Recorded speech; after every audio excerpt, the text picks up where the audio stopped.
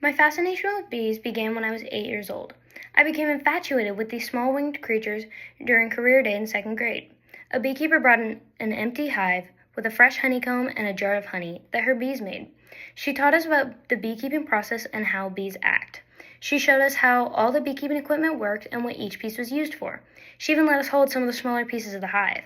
I was captivated. From that day forward, I was engrossed with learning about bees. I spent a lot of my time reading books I got in the library, watching videos on the internet, asking my parents and teachers questions, and learning all I could about bees. One of my favorite days in elementary school was a field trip to the community gardens across the street from the school. We learned about the different plants and insects that call the garden home. The gardeners taught us about the importance of bees in our world, and we even did little dances to make a visual representation of how bees move to communicate. These early influences made a strong impact on me, and I continue to be curious about bees. There are over 20,000 species of bees, all serving a different purpose and living in different parts of the world. Some are harmless and some are deadly. Some live in colonies and some do not. A few months ago, I learned that my neighbor has a colony of bees in her backyard. When she heard about how much I loved bees, she invited me over to see the bees and how they take care of them. It was fascinating. She let me hold one of the frames from the hive and watch the bees work.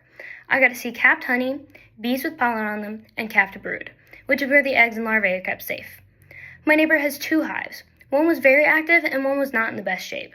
Not only did I get to see a thriving hive, I got the chance to see inside a sick, dying hive. It was a remarkable experience and one I will not soon forget. I believe bees will always fascinate me, and I will never lose my curiosity and love for them. Someone mentions bees, and I can't help but share a fun fact about them.